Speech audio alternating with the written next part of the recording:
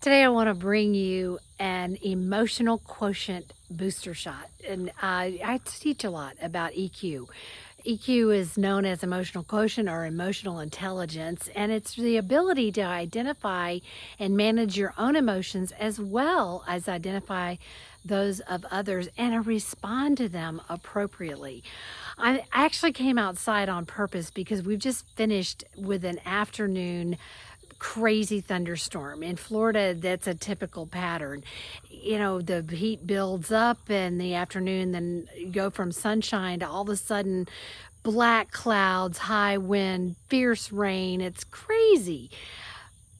People are a lot like that, aren't they? You know, you can go from sunshine in your day thinking everything's going good, and the next thing you know, bam, somebody just goes off on you. People have a very short or a very sensitive trigger point. It seems like these days it's been going on for a long time. But what's interesting to me is that I teach and work with groups and do workshops and trainings on building the EQ of leaders so that you have a healthier company culture. And it's interesting that most people say they have a high EQ. They're doing well. And yet the culture that I live in tells me something different, that it reminds me a lot like keeping toddlers. I have grandchildren, and toddlers can lose it pretty quickly. Have you noticed that? That reason doesn't always work. Their emotions just burst out on you, and it goes from everything being great one moment to a meltdown in the next. And it seems like people have become that way. So today's message is on how to stop a bad moment from ruining your day. I didn't mention I'm Beverly Lewis. I am an executive trainer and a business consultant and coach, and I do work with leaders to help them develop clarity in their communication, consistency in their character, and confidence in their calling. And here we go with how to stop a bad day in its tracks. So I've got 5 tips for you when you have these things happen. And oh, by the way, this happened to me this afternoon.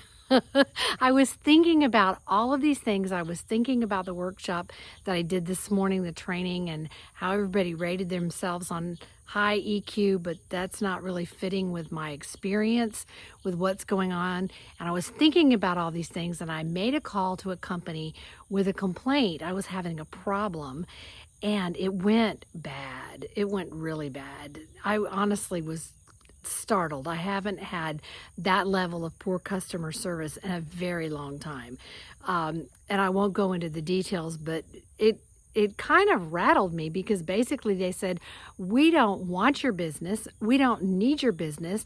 Do not call us back. We're closing your account. And I was like, wait a minute. I didn't call to stop doing business with you. I called to get a problem fixed. They weren't interested in solving problems. They were just frustrated. So I had to think about what that all meant. So here's my 5 tips and what I personally applied today to move forward after those bad moments. The first thing is, it works with toddlers, is to distract yourself. Switch gears, go do something else. Don't get into your own head, overthink things. Just change gears, especially to allow yourself time to recalibrate. So a good way to reset is to distract yourself and go do something else for now. You can always come back to these other thoughts later. Number 2 is to remind yourself it's not about you. You know, just like in today's example, that woman had probably had 6 hours of people calling her with problem after problem after problem. And it wasn't my fault that I just was the one that put her into overdrive. You know, it just didn't work for her anymore. She couldn't take anymore. So it's not about me. It helps to think about that and to realize that it's really not personal. There's probably a lot of other things going on that had nothing to do with you, but it sure does feel personal, doesn't it? Number 3 is a reality check. You know that list where they call it the Ben Franklin list, where you take a list, you make a line down a paper. On the left, on this list. It's not the Ben Franklin list, it's the EQ list. On the left, you put down what are absolute facts about the situation, what's true and non-negotiable about the situation. On the right, you put down your feelings about the situation. And then you take a look at that and you see where there is an alignment. And if there's not, you start looking at the facts of the situation. That's the third thing, is to make that list. Number 4 is to step back and look at it with the perspective of time. To ask yourself the question, a year from now, how important will this issue be? And if it weighs heavily and a year from now it will make a difference, then you think about, okay, what do I need to learn from this? If it's not going to weigh heavily, even a month from now, much less a year from now, then just let it go. It's just not that important. And the last thing is to remember your internal locus of control. High EQ leaders, high EQ people do not let bad things that come their way define them. They let them refine them. It's called resilience, but it's also choosing to not be controlled by things that you cannot control. You can control your feelings, your responses, your reactions, and your perspective.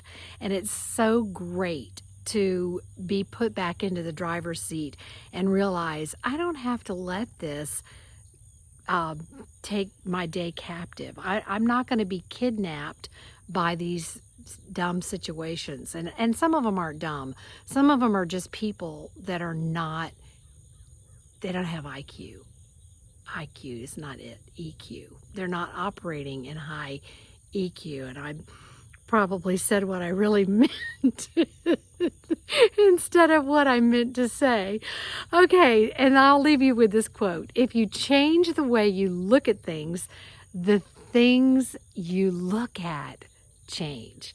And I'm looking for the sun. It might be running out of day right now, so I might not see it today, but we will see it tomorrow. And I hope these tips on how to not let a bad moment ruin your day help you on your journey to developing a higher EQ. Talk to you soon.